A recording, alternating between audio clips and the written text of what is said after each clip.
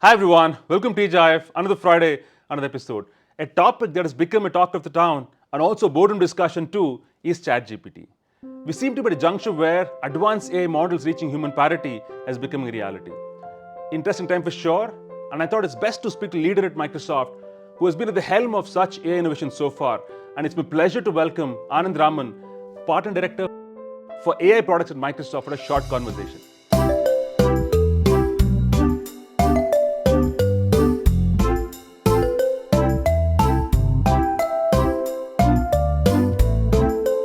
Anand, welcome to TGI.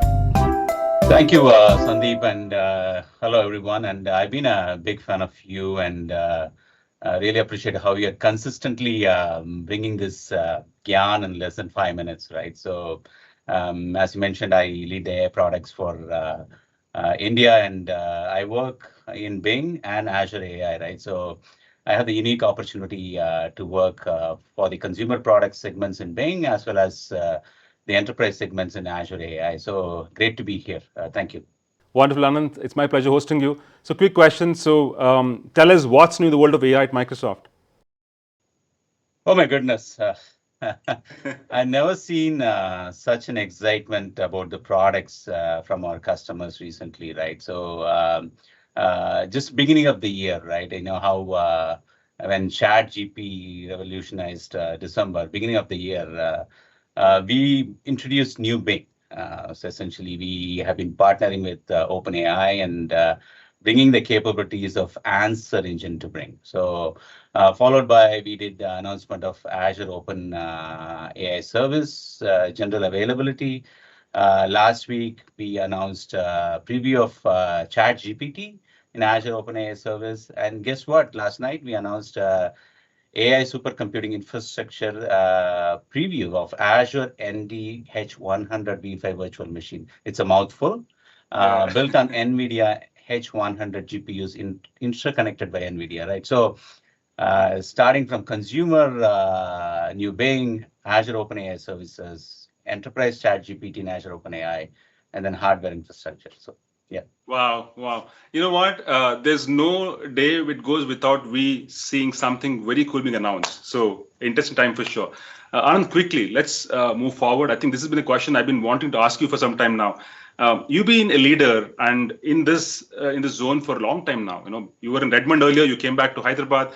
Now, quickly, after a long time, if we're feeling that the promise of AI is becoming a reality because we've heard the power of AI for a long time. So, what's your take on that? Do you think we're at a juncture where we're seeing a lot of advanced AI models, reaching min parity and pretty much becoming human-like from here on?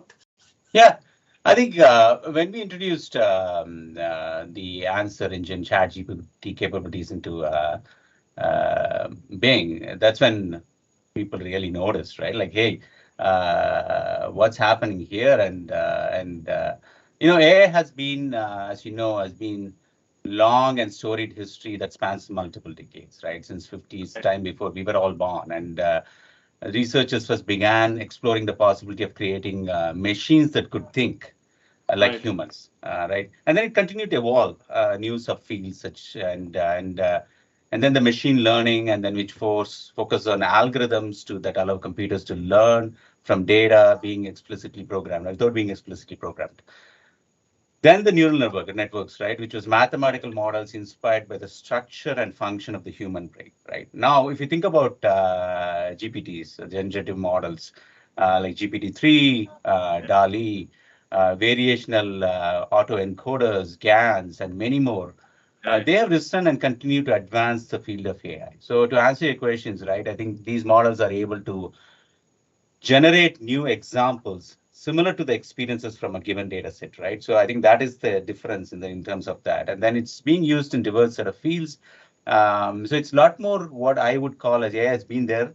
A lot more, I think it's reaching everyone, right? Like when our CEO Satya visited, he was amazed at this one particular demo that was being done by the ministry, right? And what he called as a technology diffusion, right? It's something that has been developed in a Silicon Valley like 2-3 months ago, reached farmer in India, right? So I think overall AI has come a long way since its inception in 1950s and continues to evolve at a rapid pace. And we are super honored to be a part of this revolution and bringing it to empower every person here. So yeah. Wonderful. So well articulated, Anand. In fact, I was listening to a recent Wall Street Journal interview, Anand. They said a reason why suddenly AI shot to fame is because somebody gave a UI to it, right? AI has been in the back end for a long time. Somebody gave a UI and they called Chat GPT, and you know what? World took note of that. That's so real, right? You said reach. That's a reach we spoke just now. Awesome. So a follow-up question, Anand. I think I deal with customers every single day at the tech center, and of course, thanks to your team, you've been supremely helpful in helping us help our customers, right? Now, a quick guidance from you. While these large language models are available, how should one approach this innovation? Is it like any other AI project that customers should look at, or there's a method to how you embrace these models? Yeah, a great question. And then, as I mentioned, that their momentum is amazing. And then we have over 1,000 enterprise customers in our pipeline, right? They're all wanting to use these. And then in the last few weeks, I've been meeting with several financial institutions, the leadership of them, and then along with you also in some of them. And all of them are eagerly wanting to integrate OpenAI with their product. And that's exactly what we're trying to do with both Azure OpenAI services as well as the bringing in Chat GPT so that they can easily do this, right? But before they jump into it, right? And then this is what I would normally advise. First and foremost, skill up. We do that at Microsoft, right? Even though we are at the forefront of all of these things, along with our friends in Google and Amazon, right? And but I think we still skill up. We skill up, continue to skill up our employees, and then we also look at automating mundane tasks, and so on and so forth. So few steps I would outline, right? First and foremost is acquaintance, right? Get to know this generative AI landscape very well, right? And understand the art of the possible, and initiate the access for your business. So that's the understanding part, right? Then comes the ideation.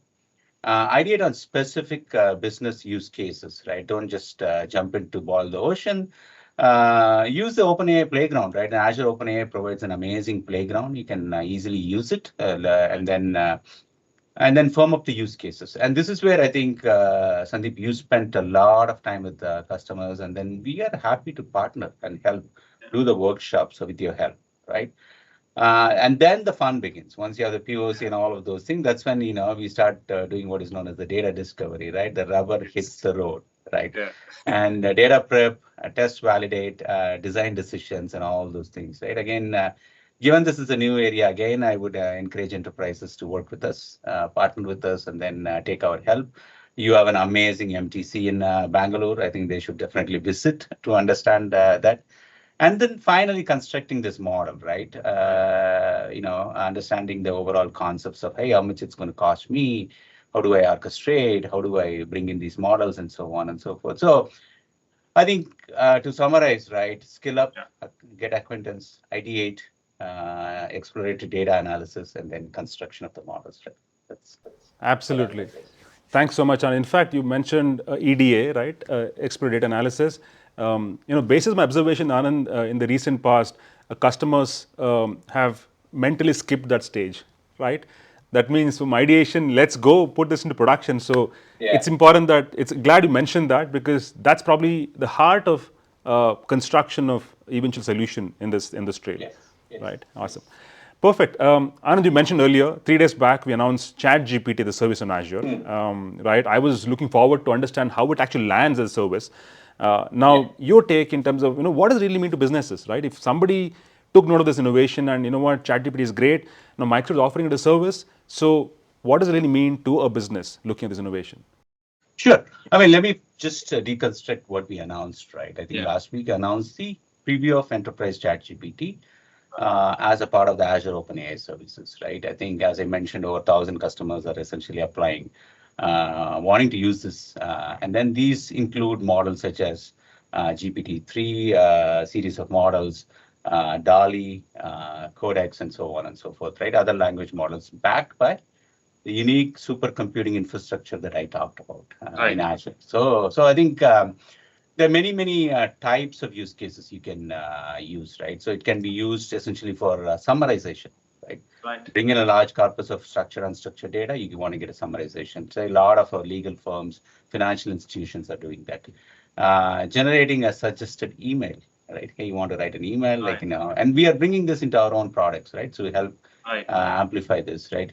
And then the developers can integrate the custom AI-powered experiences directly into their own application, just like what we're doing with our M365, Bing, and so on and so forth, right? I think, in addition, I think, we're also seeing a lot of the conversational capabilities that's coming up, right? So we have published GitHub repository and samples for Azure OpenAI and Azure Cognitive Search and how it can be combined to use conversational language for knowledge-based retrieval on enterprise data, right? That's like, hey, everybody wants to bring in their own data and then do a reasoning over it. This is when I think we do that, right? So customers can start using Chat GPT today in Azure.